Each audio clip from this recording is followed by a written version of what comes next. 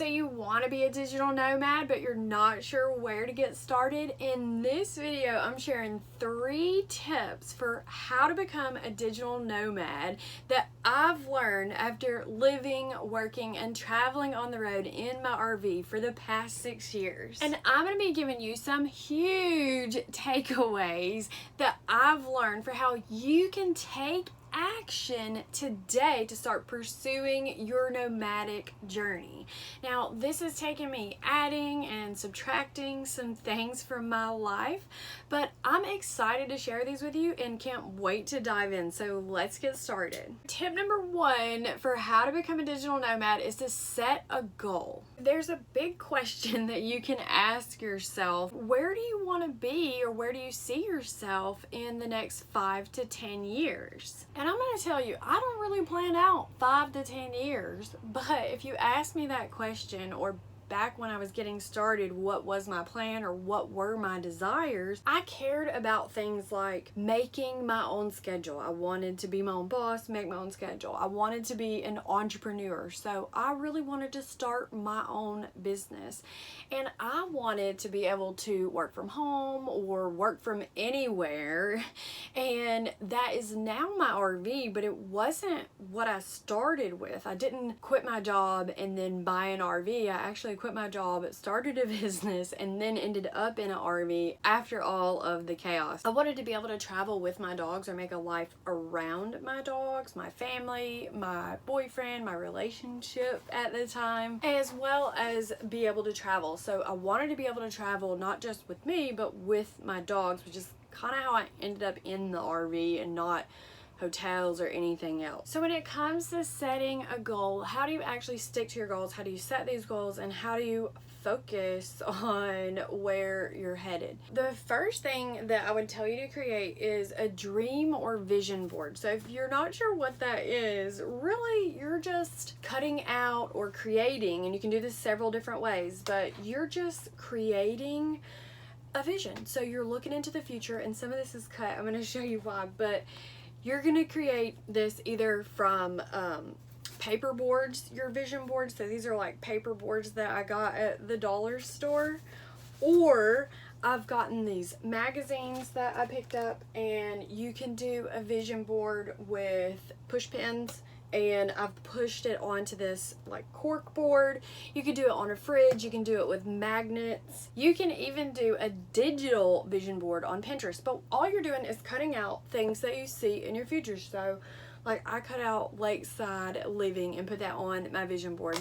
And then I really feel like after 7 years, you know, you should be married. So I have a ring in my future here.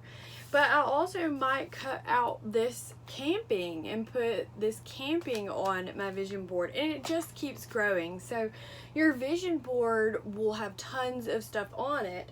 But like I said, there's tons of ways to do it. A paper board, you can do magnets, a fridge, a cork board, or digital on Pinterest. So you don't have to have magazines and cut everything out. You could actually create a Pinterest board that is your vision board. And then another thing that I like to do is create mind maps. So a mind map is really just drawing and creating bubbles. So have you ever seen like a bubble chart? I'll just brainstorm and create my goals about, okay, well, this is where I want to go, and these are the things I need to do. And then of course, if you're like me, the big thing that I did whenever I wanted to set my goal, which was actually quitting my job at the time, I put it on a calendar and I marked the date. So my date was actually February 15th of 2018, and just to give you a little inspiration, I actually wrote this resignation letter. So I said on February 18th of 2015, I sent this to my employer, and I said, "To whom it may concern, please accept this letter as a notification that I'm resigning from my position with Bank of America Merrill Lynch." That's who I worked for. On February 18th of 2015, I apologize for not being able to provide 2 weeks notice. However, I regret that due to circumstances beyond my control, I need to resign immediately. Please forward my last paycheck to my home address. Thank you for the support you had provided me during my tenure with the company. Sincerely, Brandy. That's what I sent them. That was just me marking a date on my calendar, and then I took probably 6 months to prepare for my departure and made sure that all of the things were in order that I needed to have in order before I left. So I set a goal and a date. That's really what I did, is I just marked a date on my calendar and said, this is the day I'm quitting. So when you're creating a vision or a goal, you need to have something that you're looking forward to. And you want to look at this daily and keep it somewhere, like in your bedroom or your bathroom or your office. You want to have this in front of you so that you can always be looking at it and say like, okay, that's where I'm headed. Tip number 2 for becoming a digital nomad is to have a mindset reboot, or reboot your mindset. So I wanted to share a win from one of my clients over at RVersity, Alfonso. He said, my win today is a mind reset or reboot. Thanks to Brandy for opening my eyes and tough love, I see that there is still more I can do to acquire that RV that I want. Sometimes it takes someone looking from the outside to show me what I'm not seeing. How do you actually reboot your mindset or evaluate your thinking, restructure your thinking? I've never shared this stuff with people before. I don't really talk about this on my channel, and I almost feel a little bit vulnerable of telling you this. When it comes to a mindset reboot and re-evaluating your thinking, I had a huge reality check when I became not only a digital nomad, but an entrepreneur and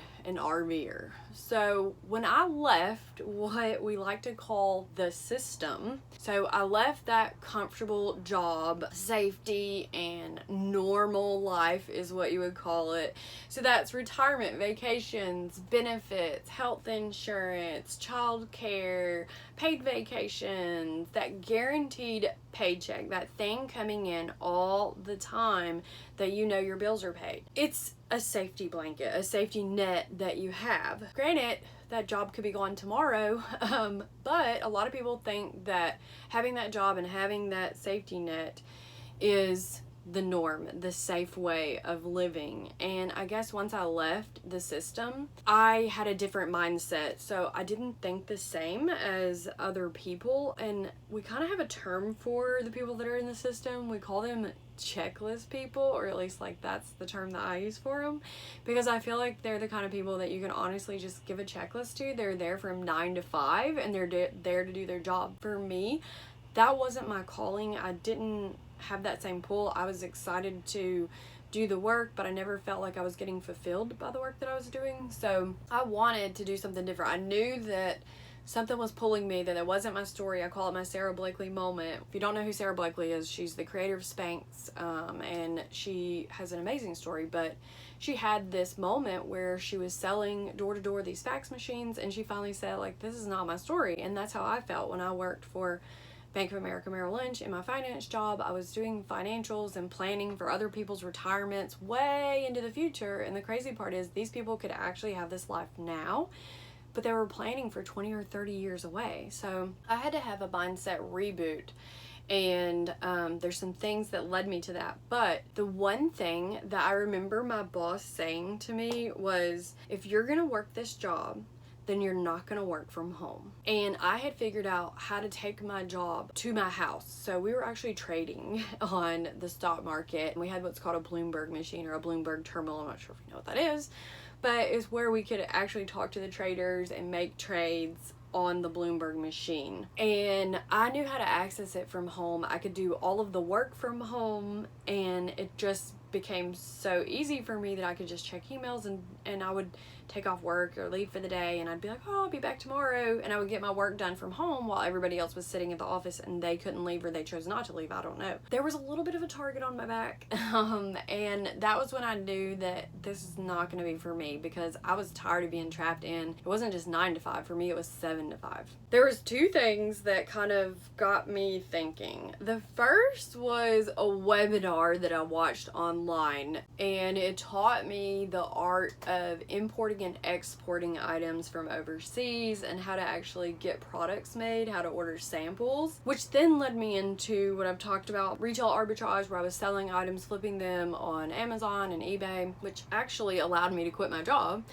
And I started pursuing that until I figured out that that wasn't going to be what I really wanted to do. That wasn't going to allow me to have the travel life and the digital nomad life that I wanted. So the freedom that I wanted, I wasn't going to be able to have by this business that I was creating or this life that I was creating. The second thing that changed my mindset was actually a book called The 4-Hour Workweek by Tim Ferriss. I remember propping up the book and reading it, and I used to have like 4 screens of computers at my desk because I worked on a trading desk.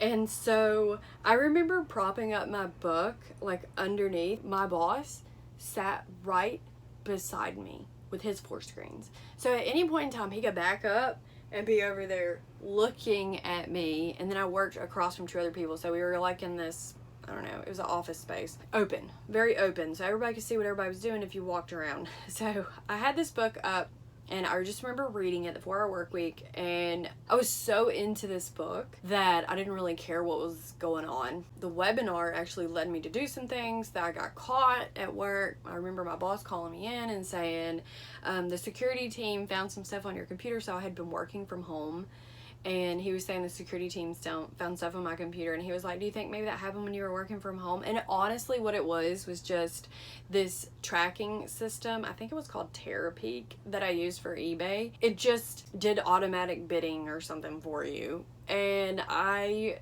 remember getting called in, and that was the security breach. That was kind of my signal to be like, okay, I don't think that this job is gonna work for me anymore. I had this strong pull that every time I had a lunch break, time off, a day off, I was literally going and finding items that I could sell. I was working on my business. I remember spending Christmases working on my business, building websites and developing social media content, all of the things that come along with starting a business and being an entrepreneur and being a digital nomad. So, you know, I did try to work for other people and get freelance jobs and things like that, but I really have always had this pull to do my own thing. I started out selling other people's products and services until I landed on my own. The webinar, the 4-Hour Workweek, those things both put me in a new direction, gave me a new mindset. Reboot, and started me on my digital nomadic journey. One of the things that I learned from the 4-Hour Workweek, which it taught me, was something called dreamlining. And essentially you put a goal out there,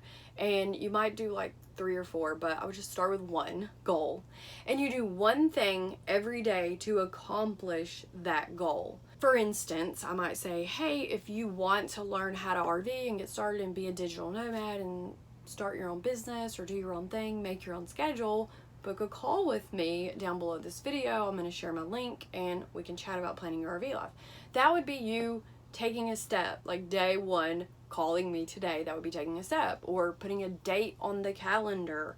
That's another step. So that's 2 different days. So one is a date on the calendar that you're going to quit your job or start RV life. Another one might be book a call with Brandy. Another one might be to start your vision board. But either way, the goal is to set a goal and then do one thing a day to accomplish that goal. So if you looked over 30 days and you looked back, you could see one thing that you've done and you would have accomplished a lot more. So a lot of small steps to get to one big decision or outcome. So let's say that this is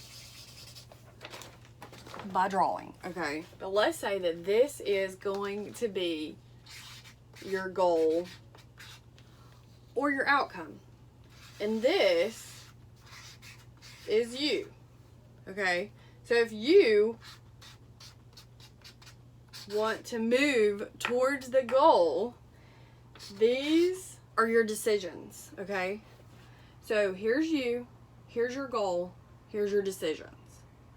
So the question is, every time that you make a decision, you need to ask yourself, is this decision moving me towards my goal, or is it detouring, delaying, deferring, causing a problem? It's not heading me towards my goal. So every decision you make, is it heading you towards your goal? That was just a really big eye-opener for me when someone shared that diagram with me and kind of explained that. So, you know, your goal or your outcome that you could be headed towards might be something like marriage or a relationship. It could be a healthier lifestyle. It could be starting a business or getting new clients, budgeting, finances, maybe buying an RV or land or a car, starting a job, having no job, your credit score. There could be a lot of things that you're using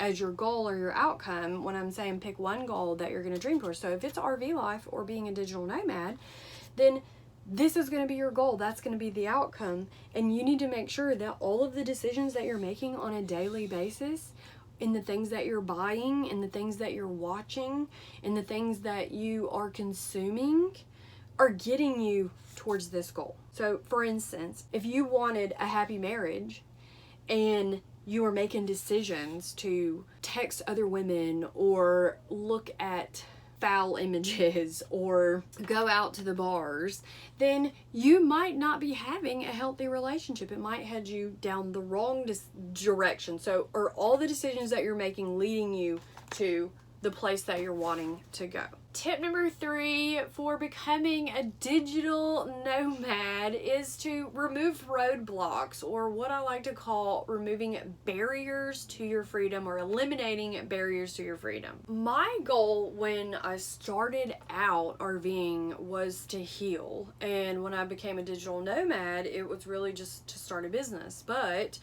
I ended up trying to heal from, I started my business and then tried to heal from my personal tragedy. And like I said, you can watch my story about how I got started RVing, but I wanted to heal, I wanted to RV, I wanted to be an entrepreneur, and I really just wanted to sell this lifestyle that I had created, this thing that I didn't really care about anymore. I just wanted to get rid of it and start my own business, do my own thing, have my own life, have no ties or schedule or forced type of lifestyle. So I didn't want to be in the system. I wanted to be out of the system. So how did I do that? What are the things that I removed and started taking out of my life, or being more conscious of what was in my life?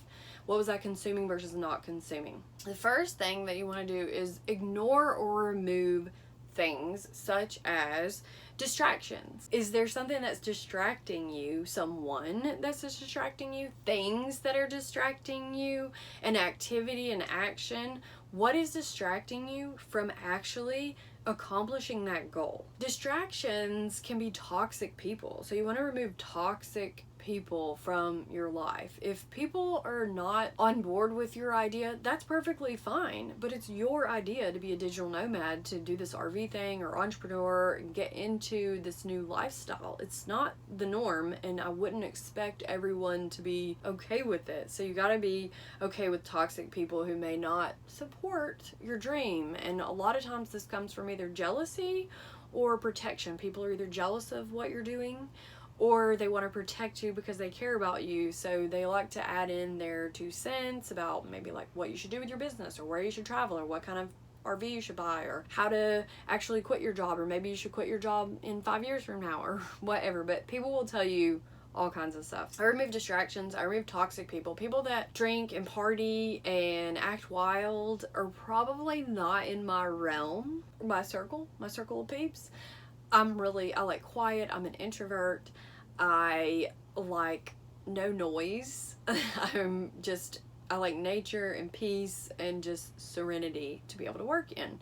Now, that might be different from you, but one thing you might want to consider removing is either music or the type of music that you're listening to. So I remember way back when I was at church and I was in this youth group, and I was having a really hard time struggling with my Christian side and my godly side versus my worldly side and my worldly desires. But I just remember this older gentleman or pastor that came over to me really out of nowhere, and he just said to me, if you really want to make a change, you should really consider changing the music that you listen to. And this person really didn't know that much about me, so I always call that like a divine thing, is that this person didn't know me, it didn't really know the music that I listened to, so I don't know where that came from. But that was just like a prophecy. It was like a prophecy of like something I needed to do, or like an angel warning me. I don't know. The music that I was listening to, if you're listening to, I don't even want to say it, you know, that girl, drink that drink, smoke that thing, don't give a care, flip that person off, the police. If you're listening to stuff like that, cheat on my wife, cheat on my girl, do whatever, then that's what you're taking in, okay? It can be TV, music, television, whatever. I actually don't listen to any music in the car, and if I do, it's usually country. But the minute that I start hearing like cussing, when I would download songs, so I actually went from listening to like bad music to downloading the clean and unedited version. It's kind of funny, like when you listen to it, when people listen to my music that I really don't listen to anymore, but if I were to ever pull up one of those songs, I used to get made fun of because they'd be like, oh, Brandy has the edited version. But it just made me feel better to have the edited version until I would start listening to it, and I didn't even have to hear the unedited version or the edited version. I just knew that what they were talking about was not the kind of stuff that I wanted in my life. It wasn't the kind of people that I wanted in my life. And also what I noticed is the people that are around me, when they listen to that, they kind of like projected those things onto me. You gotta think that subconsciously the things that you do and take in do affect the way that you operate. So what you're putting into your body actually affects what's going out of your body. And that is not just music, that comes from food. If you're eating really bad, unhealthy things, then that might be leading you to a life of not being excited or happy or having the energy that you need to either run your business or just get up and go. And when you're a digital nomad, you're kind of on the go all the time. You're doing fun things, you're on your computer, you have to talk to people. So you really want to have your energy. So I ignore or remove or change the types of food that I was eating. So I eat a lot healthier now than I probably used to. I don't eat a ton of fried food, or if I have something fried for lunch, then I try to have maybe like a salad for dinner, or if I have a salad, I might have fried chicken on it, but I still have a salad. Stuff and things. So eliminating barriers to your freedom has to do with stuff. So a lot of times, one of the biggest things that people say when they're starting RV life or being a digital nomad is downsizing. They're like, oh my gosh, I don't know how I'm going to sell all my things or get rid of my things, or I'm attached to my things. Having this connection to stuff is what's going to make it a lot harder for you to actually achieve your freedom. For me, I lived in the same house for like 20 something years. I collected all these things, and I said, oh, when I move into my new house, I'm going to take all these things with me. And then I ended up moving from like apartment to apartment, from new job to new job, and it was chaos. But what I learned was that over time, these things and stuff didn't mean so much. So if you've ever followed my story, you know that when I got my travel trailer, I wrecked it like within 4 months, 6 months max.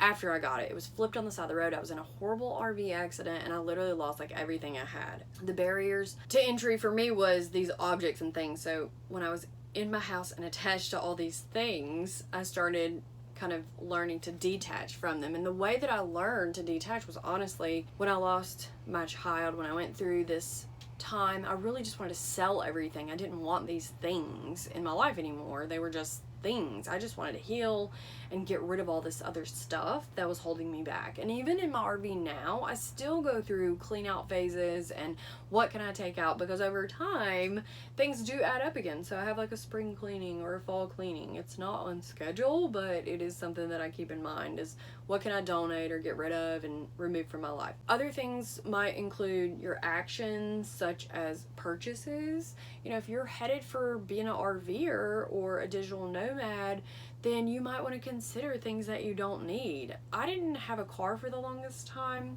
and when I did, it was the car that would tow my RV. If I wanted an RV, I wouldn't go out and buy another car right now, or a motorcycle, or the newest iPhone or whatnot. I would be focused on my RV, and all of my financials and everything would head me in that direction. And being an entrepreneur myself, everything that I do really does revolve around my business. So all the money any profit that I do bring in, I really try to reinvest back into my business, or, you know, my RV life or something like that.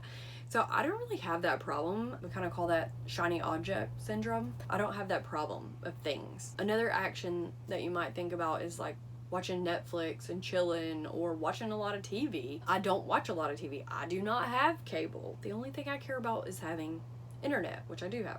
RV life and entrepreneurship got me away from all of that. When you're headed for your goal, you want to make sure that you do not get distracted, do not get FOMO, fear of missing out what your friends are doing or what everyone else is doing. You might need to remove those people from your life so that you can focus on what you're doing. If they're saying, hey, we're going out for a motorcycle ride, maybe you can't go on every motorcycle ride. You know, maybe you have to think about, like, what can I do and what can I not do? If I want to have this RV life, eventually I'm gonna have to give these things up anyway. So it's better to start removing those things, like, one by one, and learning how to live without things now before you just dive in and have to give it all up. And then, like I said, I don't have noise. I don't like noise. I like peace and quiet. So tune out the noise. Turn off the TV. Turn off the music. Tune out people. Learn how to get rid of those things and not have these distractions. Like, I literally would say have tunnel vision of where you're going, and don't look at anything else. Like, you're literally just blocking off everything else when you're going. If anything else is coming, you're just kind of like blocking off anything that's getting in your way. One thing I thought about this and how it kind of relates is, one time I went to go look at a timeshare. If you don't know what a timeshare is, you're kind of like buying into a rental vacation for a week or two for a year. FYI, never do these. Do not do these. The only reason I went, one, I was offered like free camping to bring my RV for one, and I've been offered free hotel stays and rooms and entertainment and food and whatnot. Sometimes I'll go to these timeshares. So you get offered, you go to these timeshares, you look at some kind of seminar that they do, and they try to sell you on this timeshare. I just remember sitting down with this guy, and he said, "Why are you here? You're not my ideal ICA or ideal client avatar. You're not the type person that I would normally sell to. Why are you here?" And the reason it led up to that is because we're sitting there eating breakfast that they had given, and started talking. I was like, what do you do? And I was like, oh, I'm an entrepreneur. I have my own business, blah, blah. And I'm going to tell you, normally people that buy into timeshares are either people that don't understand them, or they usually aim for people. When they're trying to sell, they're looking for a certain person. So he knew, like, this girl's not going to buy anything. I don't even know why she's here. And, I told him, I was like, well, I'm pretty much here for the free food and everything else. And so he knew he wasn't going to make a sale with me. So I know he wasn't excited. And what's funny is usually at that point, they're trying to learn from me about how to get out of that lifestyle. The reason I tell you that is because I had to stay focused on what my mission was. My mission was to get free rooms, entertainment, parking, food, travel, not getting got. Not buying the timeshare. So that's why I say, don't get shiny object syndrome. Don't buy things. Don't sign up for subscriptions. Really know where your money's going, where you're headed, where everything is headed. You need to have a plan and have this planned out. So now 3 tips, action steps you can take to become a digital nomad. But do you know all of the other parts of becoming a digital nomad? Mobilizing, downsizing, choosing the right RV or living situation for your nomadic journey. Don't worry, I had all the same thoughts and questions whenever I got started, which is why I created RVersity. So if you're ready to get started becoming a digital nomad, make sure to book a call with me below this video, and let's schedule a time to chat so I can help you plan and prepare for your new nomad life. I'm Logan Brandy from RVersity, a university for RVers. If you like this video, hit the like button below. Be sure to subscribe. Thanks for watching, and I'll see you in the next video.